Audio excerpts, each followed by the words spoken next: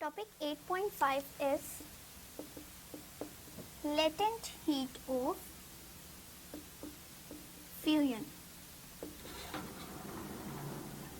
ठीक है, अब ये थोड़ा सा हमें इसके नाम से ऐसे लग रहा है कि ये थोड़ा कॉम्प्लिकेटेड सा होगा, समझ नहीं आएगी, बट बिल्कुल भी ऐसा नहीं है। जब हम इसको देखेंगे इसकी हेडिंग से ही हमें पता चल जाएगा कि अब हम इसमें क्या करने लगे। लेटेंट मीन होता है वो जो चीज़ छुपी हुई हो, हिडन हो, ठीक है, हिडन, ठीक है। हीट मीन्स एनर्जी, फ्यूजन जो चीज़ें फ्यूज कर रही होती है, ठीक है, दो चीज़ें टू थिंग्स जब फ्यूज कर जाएं, ठीक है, आपस में फ्यूज कर जाएं आपस में, ठीक है, ऐसा नहीं कि वो सड़ गई हैं फ्यूज हो गई, बल्ब के लिए जो हम फ्यूज यूज़ करते हैं वो नहीं, आपस में जब फ्यूज हो जाएं, मिल जाएं, उन्हें क्या कहते हैं, या वो स्टेट चेंज कर रही हो, एक से दूसरी चीज़ में जा रही हो, उसको हम कहते हैं फ्यूज हो रही हैं, ठीक है। तो उसके लिए हम क्या यूज़ करें, फ्यूजन। अब हिडन एनर्जी फ्यूज, इसका क्या मतलब हो सकता है। फ्यूज से सबसे पहले तो आप देखेंगे टू थिंग्स हैं, तो हम इसमें टू स्टेट्स की बात कर लेते हैं। मैटर की दो स्टेट्स हम ले लेते हैं, पहले ले लेते हैं let's suppose solid and liquid, ठीक है। फ्यूजन जब भी हम लोगों ने यूज करना है वो सॉलिड एंड लिक्विड के लिए यूज करना है, ठीक है। दो चीजें जो फ्यूज हो रही हैं that is solid and liquid. Energy मिले, इट मींस सॉलिड को एनर्जी मिली एंड वो चेंज हो गया किसमें, लिक्विड में। सो इतना पार्ट समझ आता है ना कि एनर्जी मिली तो सॉलिड जो है वो लिक्विड में चेंज हो गया, ठीक है। अब इसमें जो चीज हिडन रही, छुपी हुई रही, वो क्या है, टेम्परेचर, टेम्परेचर, ठीक है। क्या मतलब बना कि हम एनर्जी प्रोवाइड करेंगे तो सॉलिड जो है वो लिक्विड में कन्वर्ट होगा without any change in temperature, ठीक है। टेम्परेचर में कोई फर्क नहीं आएगा, टेम्परेचर जितना था वो छुपी हुई चीज रह गई, उतने का उतना ही रहा। सो ये है हमारा बेसिकली टॉपिक कि लेटेंट हीट ऑफ फ्यूजन क्या है, एनर्जी प्रोवाइड की गई, सॉलिड लिक्विड में कन्वर्ट हो गया, एक स्टेट दूसरी स्टेट में चली गई, फ्यूज हो गई, लेकिन टेम्परेचर रिमेन्स कांस्टेंट, ठीक है। सो अब हम इसकी डेफिनेशन से स्टार्ट कर लेते हैं कि लेटेंट हीट ऑफ फ्यूजन जो है वो हमें क्या बता रहा है। सो यहाँ से अब हम स्टार्ट करते हैं, इसको मैं लिखा ही रहने देती हूँ ताकि आपके लिए इजी हो जाए। Latent heat of fusion energy, heat energy required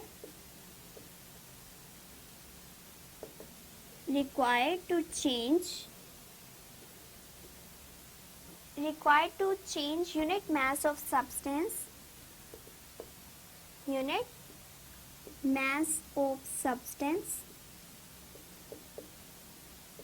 from solid to liquid state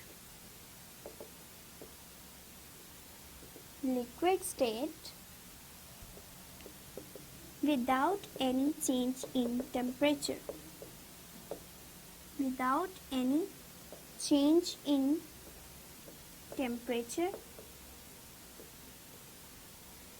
and यहाँ पे एक और चीज़ भी है कि mass of substance from solid to liquid at its melting point,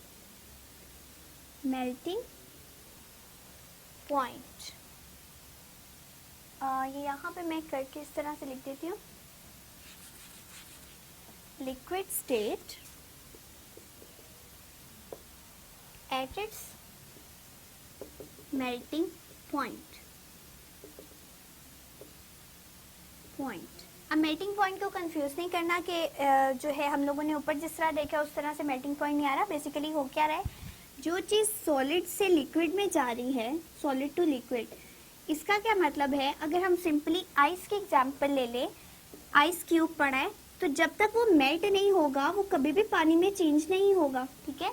सो क्या मतलब हुआ कि वो हीट, वो एनर्जी या वो हीट एनर्जी, बेसिकली हीट जो है वो एक एनर्जी ही है, ठीक है। Heat energy that is required to change unit mass, मतलब 1 किलोग्राम मास, यूनिट मास 1 के लिए यूज होता है, ठीक है। Unit mass of substance from solid state to the liquid state at melting point, ठीक है, कि ये मेल्ट कर रही है, आइस जो है वो मेल्ट करेगी तभी पानी बनेगा, without any change in temperature, ठीक है। सो यहाँ पे भी मैं मेंशन कर देती हूँ, टेम्परेचर। सो ये था हमारा basic concept about the latent heat of fusion, कि हम लोगों ने क्या करना है, जैसे कोई भी सॉलिड होगा उसको या हम लोग स्पेसिफिकली आइस की ही बात कर लेते हैं, हम उसको लिक्विड में कन्वर्ट करना चाहते हैं तो हमें क्या करना पड़ेगा, सबसे पहले हम उसको हीट देंगे, ठीक है। हीट यहाँ तक देनी है कि वो मेल्ट हो जाए, ठीक है। मेल्ट होगी तभी हमारे पास पानी आएगा या लिक्विड बनेगा। तो इतनी हीट उसको देनी है कि वो मेल्ट कर जाए और मेल्टिंग पॉइंट तक आने में उसके टेम्परेचर के अंदर कोई चेंज नहीं आना चाहिए। उसको हम क्या कहते हैं, लेटेंट हीट ऑफ फ्यूजन, ठीक है। So latent heat of fusion में हमारे पास आता है मेल्टिंग पॉइंट, ठीक है। जब भी हम सॉलिड को लिक्विड में चेंज करते हैं तो वो क्या करती है, मेल्ट कर जाती है। इसी तरह अगर हम लोग कह रहे हैं कि हमने दो स्टेट ही लेनी है, ठीक है, सॉलिड और लिक्विड लेनी है, तो हम ऐसा भी तो कह सकते थे कि हम लिक्विड से सॉलिड में जा रहे हैं, तो हम डेफिनेटली जा सकते हैं, लिक्विड से सॉलिड में भी जा सकते हैं।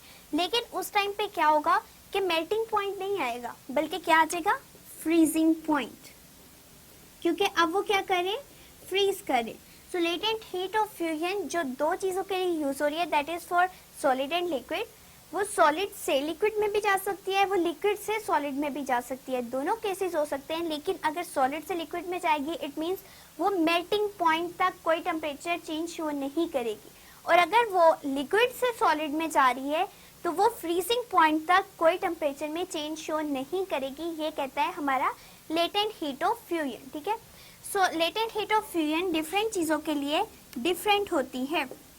जिस तरह हर चीज स्पेसिफिक हीट जो थी, हम लोगों ने देखा अपने 8.3 टॉपिक में कि स्पेसिफिक हीट डिफरेंट सब्सटेंसेस के लिए डिफरेंट थी। हमें एक पूरा टेबल शो किया गया था कि वाटर के लिए डिफरेंट है, दैट इज 4200, एंड सॉइल के लिए 810 थी। इसी तरह हर चीज़ एक चीज़ की दूसरे से कोई प्रॉपर्टी मैच नहीं कर रही होती है, समटाइम कुछ एक दो कर रही होती हैं, बट सारे एक दूसरे से डिफरेंट होते हैं, तभी हमारे पास इतनी चीज़ें जो है वो डिस्कवर होती हैं या हमारे पास इतनी वेराइटी ऑफ थिंग्स आती है। तो इवन आप खाने में भी देख लें, एक चीज़ दूसरे से डिफरेंट होती है तभी तो आपको पता चलता है ना कि इस चीज़ का टेस्ट ये था, इस चीज़ का ये था। तो सारी एक दूसरे से डिफर कर रही होती हैं, कि कुछ टेस्ट में कर रही होती हैं, कुछ कलर स्कीम में कर रही होती हैं, कुछ जो है वैसे ही डिफरेंट होती हैं, लाइक मीट डिफरेंट है मिल्क से। तो ये सबकी अपनी अपनी प्रॉपर्टीज़ है। इसी तरह से हर बॉडी जो जिसका मेल्टिंग पॉइंट जो है वो कोई भी होगा तो वो चेंज नहीं शो करेगा टेम्परेचर में। इसका क्या मतलब है, लेट्स सपोज अगर हम लोग यहाँ ग्राफ देखें, ग्राफ में क्या होगा, हम लोगों ने अपना जो टॉपिक था, मैं आपको उसका भी रेफरेंस दे देती हूँ कि टॉपिक 8.4 चेंज ऑफ हीट में हमने ग्राफ किया था, ठीक है। उसी के अकॉर्डिंगली हम अगेन यहाँ पे ग्राफ करेंगे। उसमें क्या था कि जब यहाँ से लेट्स सपोज -30 डिग्री पे आइस जो है वो फ्रीज हुई थी, ठीक है। अब उसने फ्रीजिंग पॉइंट से मेल्टिंग पॉइंट पे जाना है, ठीक है। फ्रीजिंग थी पहले, अब वो मेल्ट होना चाह रही है। मेल्टिंग के लिए जब तक 0 डिग्री पे नहीं जाएगी वो मेल्ट नहीं होगी, बल्कि उसके टेम्परेचर भी इंक्रीज आ रहा है कि पहले -30 था, फिर -20 हो गया, -10 हो गया, अब वो 0 पे आ गया। सिर्फ -30 से 0 पे टेम्परेचर चेंज हो रहा है, ठीक है। तो हमने टेम्परेचर चेंज नहीं देखना, बल्कि जहाँ पे टेम्परेचर चेंज नहीं हो रहा वो चीज़ देखनी। अब जैसे ही 0 डिग्री पे पहुंचेगा और उसके बाद जितना भी हमारे पास टाइम रिक्वायर होगा, उस पूरे टाइम पीरियड के अंदर आइस कन्वर्ट होगी लिक्विड के अंदर। लेकिन यहाँ पे कोई टेम्परेचर चेंज नहीं हुआ। आप देख रहे होंगे अगर 0 डिग्री था वो 0 डिग्री ही रहेगा जब तक कि पूरी आइस मेल्ट होकर वाटर में कन्वर्ट नहीं हो जाएगी। सो हमें पता है कि वाटर का जो मेल्टिंग पॉइंट है that is 0 and boiling point है 100। 0 पॉइंट से नीचे तक सारा का सारा टेम्परेचर इंक्रीज हो रहा है, ठीक है। यहाँ पे क्या हो रहा है, टेम्परेचर इंक्रीज कर रहा है, इंक्रीज। अब यहाँ पे क्या है, टेम्परेचर जो है 0 पे आके बिल्कुल स्टेबल हो गया, ठीक है। 0 पे कुछ देर के लिए स्टेबल रहेगा। क्यों, क्योंकि ये हमारा जो है मेल्टिंग पॉइंट है एंड यहाँ पे आके 0 डिग्री पे आइस बिल्कुल कन्वर्ट होना शुरू हो जाती है लिक्विड के अंदर। सो ये जो चेंज नहीं आया, बेसिकली ये ही हमारी लेटेंट हीट ऑफ फ्यूजन को रिप्रेजेंट करे कि without any change of temperature हमारी एक स्टेट आइस जो है वो लिक्विड में, वाटर में कन्वर्ट हो रही है। सो इसके अकॉर्डिंगली हम लोग अपना पूरा आर्टिकल देखेंगे कि हमारे पास जो यहाँ पे गिवन है कि जो latent heat of fusion of ice वो गिवन है एंड उसको किस तरह से फाइंड आउट कर सकते हैं। अब हम उसकी तरफ चलते हैं। हमने इसको तो देख लिया कि किस तरह से एक स्टेट दूसरी में चेंज हो रही है without any change in temperature. अब हम यहाँ पे इसका मैथमेटिकल फॉर्म देख लेते हैं कि इसकी मैथमेटिकल फॉर्म क्या आएगी। मैथमेटिकल फॉर्म में क्या है कि हीट एनर्जी रिक्वायर्ड, ठीक है। पहले हम इसको देख लेते हैं कि हमें क्या चीज रिक्वायर है, heat energy. Heat energy of fusion यानी लेटेंट हीट ऑफ फ्यूजन हमें रिक्वायर है। Latent heat of fusion basically है क्या, वो एनर्जी जो रिक्वायर है, ठीक है। अब क्या आएगा, यहाँ पे आ गया हमारे पास del Q, del Q F. H F क्या थी, लेटेंट हीट ऑफ फ्यूजन, ठीक। लेटेंट हीट ऑफ फ्यूजन क्या है, एनर्जी जो कन्वर्ट करी है सॉलिड को लिक्विड में, और यही हम लोगों ने फाइंड आउट करनी। अब डेल क्यू कौन सी है, वो एनर्जी जो हम खुद दे रहे हैं, ठीक है। ये पहले मैंने इसको कह दिया था लेकिन वो नहीं है, बल्कि ये हीट ऑफ फ्यूजन है, ठीक है। हीट ऑफ फ्यूजन है एच एफ, जो कि हम लोगों ने फाइंड आउट करनी है। डेल क्यू एफ क्या है, वो हीट एनर्जी जो हमें रिक्वायर है। अब रिक्वायर है किसको चेंज करने के लिए, यूनिट मास को। इट मींस मास से हम डिवाइड कर देंगे तो क्या हो जाएगा, वो हीट जो एक स्टेट को दूसरी स्टेट में कन्वर्ट कर रही है, ठीक है। एंड मास कितना है, यूनिट मास, ठीक है। तो ये हमने पूरी स्टेटमेंट को मैथमेटिकली लिख दिया है कि latent heat of fusion H F, F subscript में इसलिए डाला कि ये फ्यूजन को रिप्रेजेंट करे, ठीक है। Latent heat of fusion is basically what, कि वो हीट एनर्जी जो रिक्वायर है एक स्टेट को दूसरी स्टेट में चेंज करने के लिए, और कितनी रिक्वायर, किसके लिए रिक्वायर है, यूनिट मास को चेंज करने के लिए, ठीक है। सो ये हमारी थी मैथमेटिकल फॉर्म। इसको हम रीअरेंज भी कर सकते हैं किस तरह से, अगर हमें बताना हो कि हीट कितनी हमें रिक्वायर है, ठीक है, कितनी हीट रिक्वायर है, तो उसके लिए क्या करेंगे, डेल क्यू एफ को सेपरेट कर लेंगे। एम यहाँ पे डिवाइड हो रहा है, यहाँ पे आके मल्टीप्लाई हो जाएगा, एंड इस तरह से हम वो हीट भी फाइंड आउट कर सकते हैं जो हमें रिक्वायर है एक स्टेट को दूसरी स्टेट में चेंज करने के लिए। इस वाली से हम लोग मास भी फाइंड आउट कर सकते हैं, एंड इस वाली से हम लेटेंट हीट ऑफ फ्यूजन भी फाइंड आउट कर सकते हैं कि बेसिकली पूरी की पूरी एनर्जी जो हमें किसी भी मास को चेंज करने के लिए, मास की एक स्टेट से दूसरी स्टेट में जाने के लिए रिक्वायर है, वो कितनी होगी। सो इसके बाद हमें बताया गया है कि latent heat of fusion for the ice is 3.36 into 10⁵। अब 5 के आगे मैंने क्यों छोड़ दिया, क्योंकि मैं अब यहाँ पे यूनिट्स आपको शो करूंगी कि इसके यूनिट्स किस तरह से आ रहे हैं। देखें अब एनर्जी क्या होती है, एनर्जी इज इन जूल, ठीक है। मास किस में होता है, किलोग्राम में। इट मीन्स कि किलोग्राम की पावर क्या है, 1। इसको हम ऊपर लेके जाएंगे तो जूल पर किलोग्राम हमारे पास इसका यूनिट आ जाएगा कि H F latent heat of fusion का यूनिट क्या है, जूल पर kilogram, and this is for ice, ठीक है। अब इसका क्या मतलब है, आइस को जब हम इतनी हीट देंगे तो वो क्या करेगी, उसका जो यूनिट मास है वो कन्वर्ट हो जाएगा सॉलिड से लिक्विड में। क्या मतलब है कि हमने यहाँ देखें, उस ग्राफ को अगेन देखें तो ये था -30, ये है 0। यहाँ से पूरी आइस मेल्ट हुई, आइस इनटू लिक्विड, ठीक है। आइस इनटू लिक्विड इस पूरी फॉर्म में। सो यहाँ से यहाँ तक जो है हमें कितनी एनर्जी देनी पड़ेगी एक स्टेट से, बल्कि सॉलिड स्टेट से पूरी लिक्विड स्टेट तक जाने के लिए हमें 3.36 हमें 3.36 इंटू 10⁵ जूल पर किलोग्राम इतनी हीट देनी पड़ेगी, तब जाके सॉलिड जो है वो पूरा लिक्विड में कन्वर्ट हो जाएगा। और अगर हम फ्रीजिंग पॉइंट पे लेके जाना चाहते हैं, मतलब यहाँ से पीछे की तरफ जाना चाहते हैं, तब भी हम इसको 3.36 इंटू 10⁵ जूल पर किलोग्राम इतनी लेटेंट हीट ऑफ फ्यूजन देंगे, तब वो जाके एक चीज दूसरी में कन्वर्ट हो जाएगी। सो ये हमारा बेसिक पर्पस है कि हमने ये फाइंड आउट करना है कि 3.36 इंटू 10⁵ जूल पर किलोग्राम हम कह रहे हैं कि ये हमारी वो एनर्जी है जो एक स्टेट से दूसरी स्टेट में जाने के लिए हमें रिक्वायर है। तो ये आई कहाँ से, ठीक है। इसके लिए अब हम एक एक्सपेरिमेंट परफॉर्म कर लेते हैं। इसको हम रेज कर देते हैं।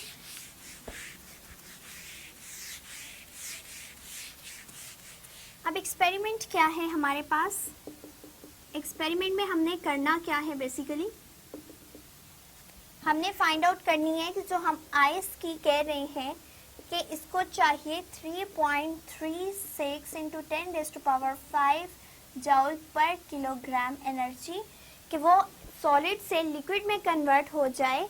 तो वो कहाँ से आई बेसिकली। तो अब हम एक्सपेरिमेंट परफॉर्म करते हैं। सबसे पहले हमने क्या करना है, एक बीकर लेना है, ठीक है। बीकर को हमने एक स्टैंड पे रख दिया इस तरह से, एंड इसको हम लोगों ने हीट प्रोवाइड करना शुरू कर दी। मैंने बीकर जो है वो इस तरह से बनाना था, ठीक है। ट्राइपॉड स्टैंड के ऊपर रखा हुआ है, ये किसी भी स्टैंड के ऊपर है। अब मैंने यहाँ से क्या किया, इसको हीट प्रोवाइड करना शुरू कर दी किसी भी सोर्स से। मैं यहाँ पे एक लैंप सा भी बना सकती हूँ, ठीक है। तो अब जो हम लोग इसको हीट प्रोवाइड कर रहे हैं, यहाँ पे क्या पड़े हैं, आइस क्यूब्स। उन आइस क्यूब्स ने एनर्जी एब्सॉर्ब करना शुरू कर दी। इट मीन्स कि यहाँ पे अगर हमारे पास -30 डिग्री है और आइस यहाँ पे थी, तो अब जैसे जैसे हीट, हमने पढ़ा था अपने टॉपिक में कि heat is directly proportional to temperature, ठीक है।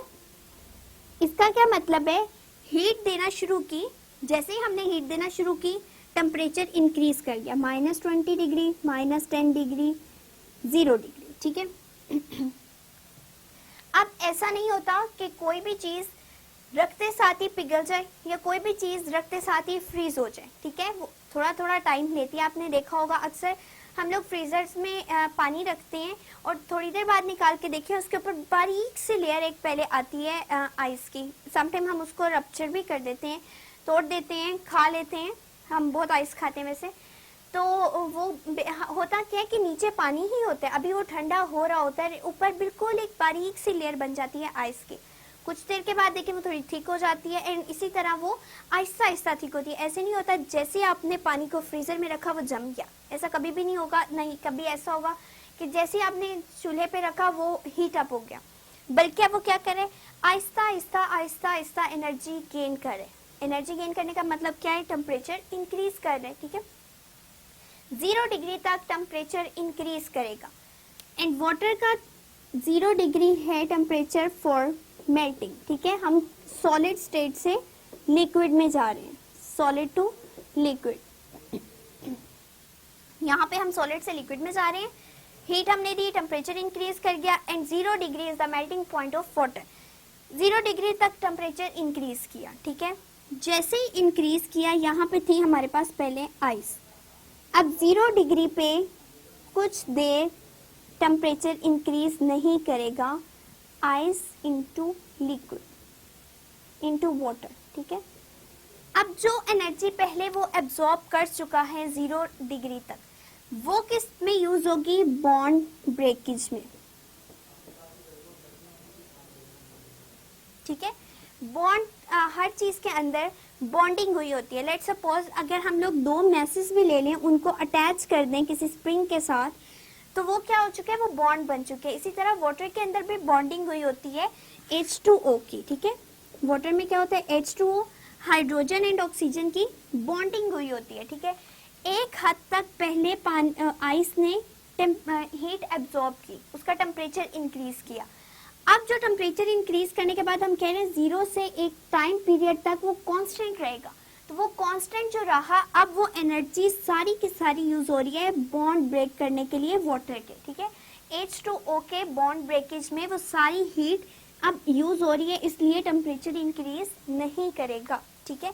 काफी देर तक हमारा टेम्परेचर इंक्रीज नहीं करेगा, आइस इनटू वाटर, ठीक है। अब जब नहीं इंक्रीज किया, उसके बाद अब पूरा का पूरा आइस जो है वो कन्वर्ट हो जाएगा जब वाटर में तब हमारा टेम्परेचर इंक्रीज करना शुरू करेगा फ्रॉम अप टू 100, ठीक है। फिर 0 से कहाँ तक जाएगा, 100 तक, और 100 जो है वो है boiling point. 0 is the melting point and 100 is the boiling point. 100 के बाद जो है अब पानी स्टीम में जाएगा, यहाँ से स्टीम बनना शुरू होगी जब वो पूरे 100 डिग्री टेम्परेचर के बाद आ जाएगा।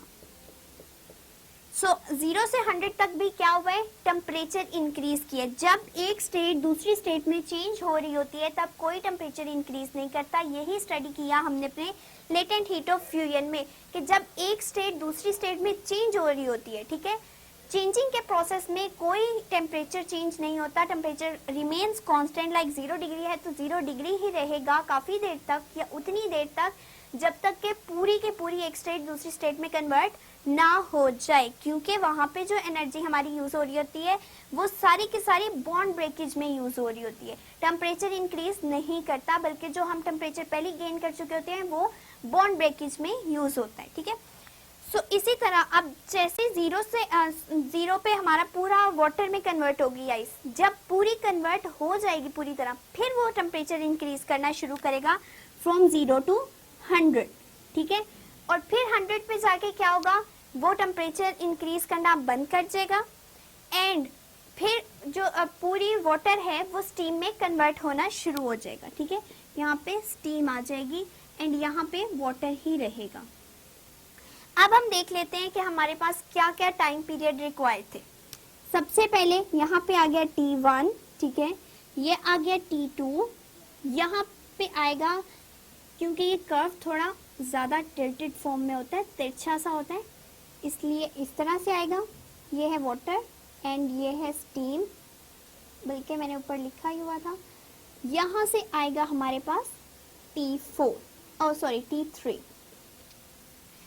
तो ये है हमारे पास टेम्परेचर। अब हम बेसिकली कर क्या रहे हैं, हमें फाइंड आउट करनी है latent heat of fusion for the ice, और उसका हमने फॉर्मूला भी डिराइव किया, that was HF equals to del QF/m, ठीक है। हमें ये फाइंड आउट करने के लिए क्या करना पड़ेगा, हमें पता होनी चाहिए हीट जो कि एब्जॉर्ब की गई एंड हमें पता होना चाहिए मास। पहली बात है कि हीट जो है हम किस तरह फाइंड आउट करेंगे। देखिए अगर हम अपने इस ग्राफ में देखें, हम यहाँ पे ले रहे हैं टाइम को एंड हम ले रहे हैं टेम्परेचर को। अगर हमें बेसिक एलिमेंट्स पता चल जाए करें ना कि इस एक्सपेरिमेंट में हमने करना क्या है, तो वो बहुत इजी हो जाता है उसको याद करना भी, एंड समटाइम भूल भी जाए तो वो फॉरन कॉन्सेप्ट्स वाइज हमें याद भी आ जाता है। तो हम करना क्या चाह रहे हैं, हमें HF फाइंड आउट करनी है, ठीक है, और हमारे पास फॉर्मूला है del QF/m। अब del QF हमें सबसे मेजर प्रॉब्लम है कि ये किस तरह फाइंड आउट करना है। हीट एब्जॉर्ब की जा रही है टाइम टू टाइम, किस तरह से कि लेट सपोज अगर हम यहाँ से 1 ले रहे हैं, 1 2 3 4 मिनट्स तक, ये मैं सपोज कर रही हूँ, ठीक है।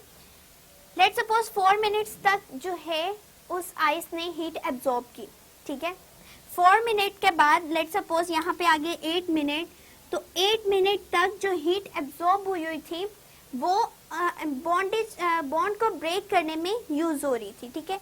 इसका क्या मतलब हुआ कि जो हीट एब्जॉर्ब हो रही है वो भी टाइम के रिस्पेक्ट से हो रही है, कि इतने टाइम में इतनी हीट एब्जॉर्ब हुई तो इसने इसको इस स्टेट में चेंज कर दिया। इतने टाइम में हीट नहीं यूज हुई या यूज हुई तो किस तरह से हुई, तो फिर जो है वो दूसरी हीट आ जाएगी। सो सारी हीट जो हमारे एक्सपेरिमेंट में आ रही है वो टाइम के साथ साथ आ रही है। ऐसा कुछ नहीं हो रहा कि विदाउट एनी टाइम सारे प्रोसेसेस होते जा रहे हैं, ठीक है। तो स्टेप बाय स्टेप जब हम चल रहे हैं तो सारे स्टेप जो है वो टाइम के अकॉर्डिंग हो रहे हैं।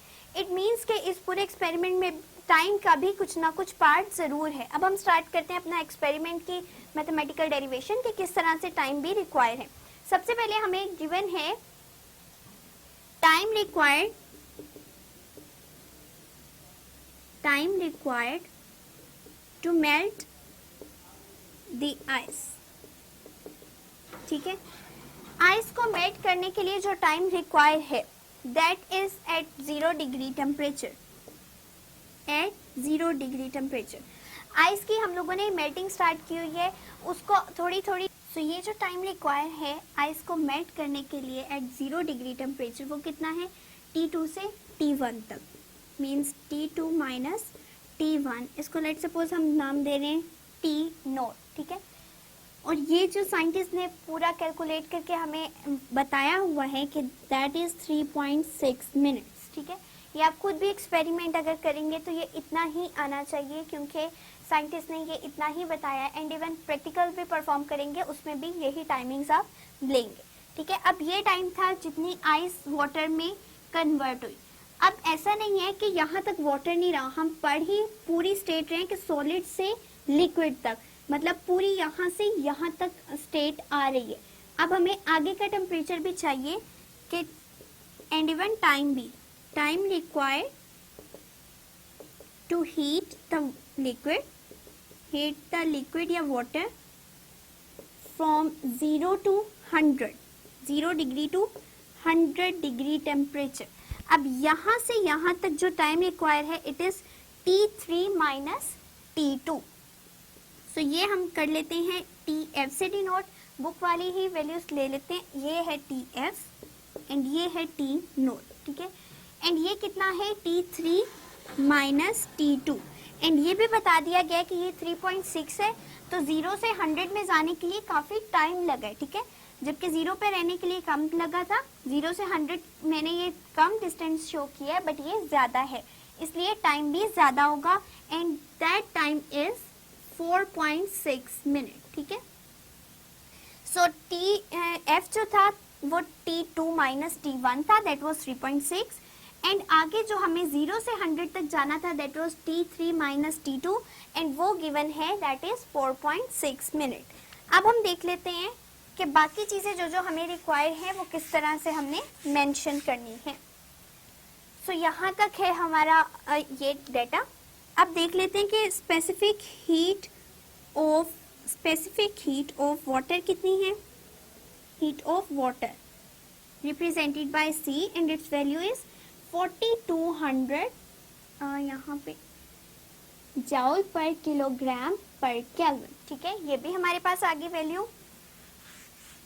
बेसिकली अब हम करने क्या लगे हैं, हम फाइंड आउट करने लगे हैं कि कितनी हीट एब्जॉर्ब हुई, ठीक है। जो हीट एब्जॉर्ब हो चुकी है यहाँ 0 से 100 तक जाने में हम लोग वो फाइंड आउट करने लगे हैं। So heat absorb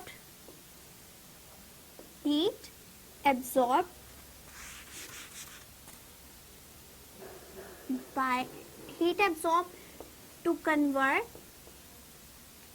ice into liquid या into water, that is del Q, ठीक है।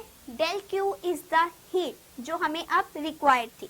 यहाँ पे क्या होगा, del Q किसके इक्वल होते हैं, mc del T। It means हमें टेम्परेचर भी चाहिए, सो टेम्परेचर डिफरेंस भी हम यहाँ मेंशन कर लेते हैं कि वो कितना होगा, टेम्परेचर डिफरेंस।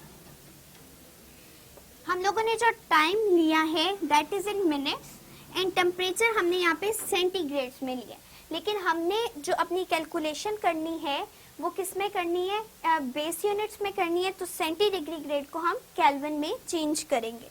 टेम्परेचर डिफरेंस यहाँ पे 0 से 100 आ रहा है कि कन्वर्ट जब हमने कर दिया आइस को लिक्विड में। सो 100 डिग्री टेम्परेचर एंड हमने पढ़ा हुआ है कि 1 kelvin is equals to 1 Celsius, ठीक है, या 1 Celsius is equals to 1 kelvin. It means यहाँ पे 100 केल्विन ही आएगा, जितना टेम्परेचर डिग्रीज में था उतना ही केल्विन में आ जाएगा। अब हमने सिंपली क्या करनी है, यहाँ पे वैल्यूज पुट कर देनी है, इसको भी यूज कर देते हैं। वैल्यूज पुट करने से डेल क्यू क्या बनेगा, m की वैल्यू हमें नोन नहीं है। अब 4200 जाउल जो है वो हमारे पास क्या है, दैट इज स्पेसिफिक हीट, हमने यहाँ पे मेंशन कर दिया है। एंड डेल टी कितना है, 100, ठीक है। अब इन सबको अगर हम मल्टीप्लाई करेंगे हमारे पास आएगा m41234, ठीक है। इस तरह से हमारे पास आ जाएगा मल्टीप्लाई करके। अब अगर हम इसको स्टैंडर्ड फॉर्म में लिखना चाहें तो क्या कर सकते हैं, साइंटिफिक नोटेशन में भी लिख सकते हैं। पॉइंट यहाँ पे प्रेजेंट है, अगर नहीं भी मेंशन, अब हम इस पॉइंट को मूव करवा दें 5 प्लेसेस, ठीक है। सो यहाँ पे आने के बाद क्या बन जाएगा 4.2 इंटू 10⁵ एंड मैथ साथ मेंशन कर देंगे।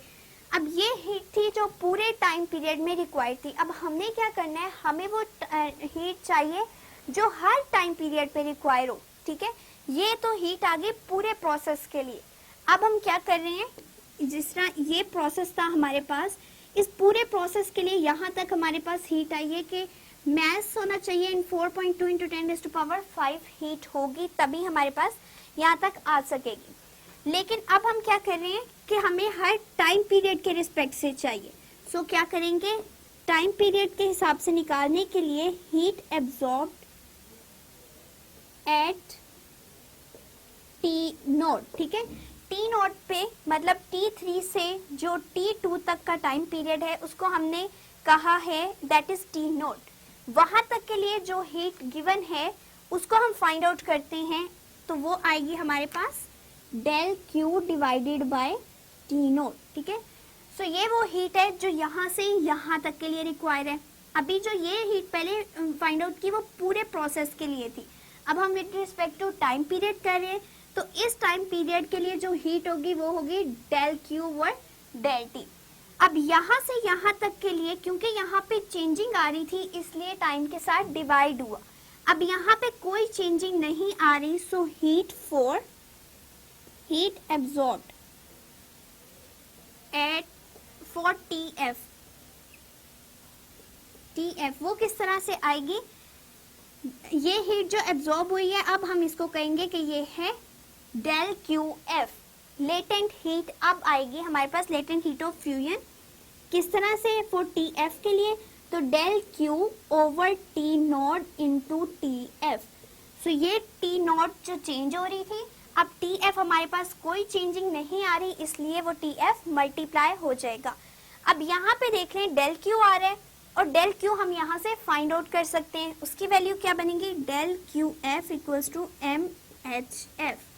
तो यहाँ से हम वैल्यू पुट कर देंगे del QF की, वो क्या बन जाएगी MHF equals to del Q की वैल्यू क्या है M इंटू, इसको ऊपर करके लिख लेते हैं, MHF इक्वल्स टू, यहाँ पे हम इसकी वैल्यू भी पुट करने लगे हैं, that is del Q is equals to M into 4.2 into 10⁵, ठीक है।